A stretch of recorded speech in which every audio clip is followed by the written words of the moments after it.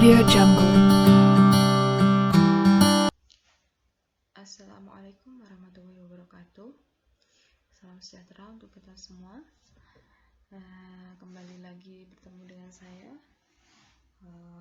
Hari ini saya akan membahas mengenai mata kuliah terapi sufistik.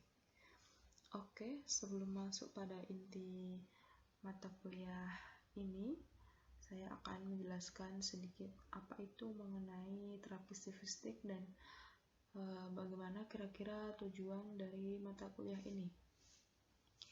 Yang pertama mengenai terapi sufistik.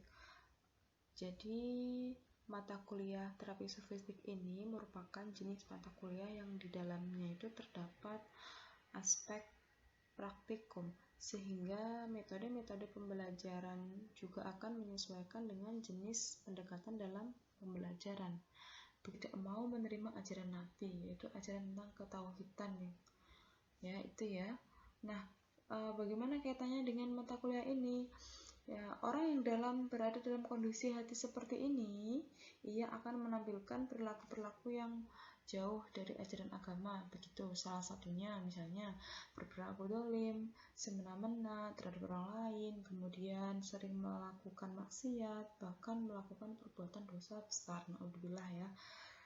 Kemudian ketika seseorang itu hatinya mati, maka sebenarnya kondisi jiwanya itu juga sudah dipenuhi oleh nafsu, yaitu syahwat. Maka yang selalu mendorong manusia untuk melakukan perbuatan-perbuatan yang dilarang agama, atau yang misalnya dalam sifat mendesak, yaitu maksiat gitu ya.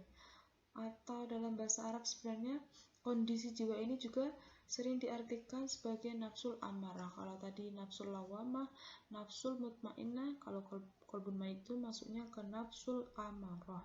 Ini kondisi jiwa yang dipenuhi dengan hawa nafsu. Maka inilah yang membuatnya hina, bahkan lebih hina dari binatang buas. Maka dari berbagai sedikit pemaparan saya tadi, maka dapat disimpulkan bahwa sebenarnya apa sih hakikat penyakit jiwa dalam pandangan tasawuf? Yaitu adanya ketidakseimbangan antara apa tadi?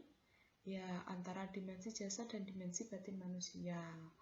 Maka manusia-manusia yang memiliki penyakit jiwa pada dasarnya ia itu sedang dalam kondisi jiwa yang sakit dalam tanda kutip, dan dalam kondisi jiwa yang mati, sehingga hal ini mempengaruhi jiwa kondisi hati, terutama hati yang sangat mendominasi dimensi batin yang sangat berperan begitu ya. Kondisi jiwa yang bimbang, maksudnya itu ragu-ragu itu, maka akan juga mempengaruhi kondisi hatinya sehingga hatinya menjadi sakit. Adapun jika kondisi jiwanya sedang dipenuhi oleh nafsu tirani, maka akan juga mempengaruhi hatinya sehingga hatinya juga menjadi mati. Maka orang-orang yang berada dalam kondisi jiwa seperti ini, yaitu yang bimbang dan tidak tenang, dalam keadaannya itu dipenuhi oleh nafsu tirani tersebut yang kemudian mempengaruhi hati, qalbun tadi, sehingga kondisi hatinya itu berada dalam tingkat sakit bahkan mati. Maka oleh karena itu, konsep mengenai sakit jiwa dalam perspektif tasawuf, yaitu, saya ulangi, maka dari itu konsep penyakit jiwa dalam perspektif tasawuf itu kondisi jiwa yang tidak tenang, tidak sejahtera, dan juga tentunya jauh dari syariat Islam.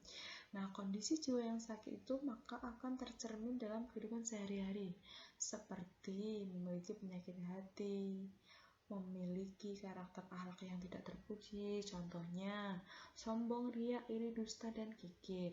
Itu salah satu contohnya. Di samping itu bahkan juga kondisi hati yang sedang dalam keadaan mati, maka ia akan berperilaku hina, bahkan lebih hina dari binatang sekalipun seperti itu Maksudnya kenapa? Ada membunuh, mencuri, merampok. Ini kan hal yang tidak manusiawi seperti membunuh, berbuat maksiat.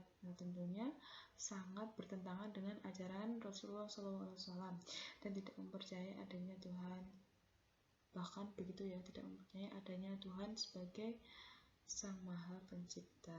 Oke, itu sedikit pengantar dari tema yang pertama ya, kita mengenai hakikat penyakit jiwa dalam pandangan tasawuf.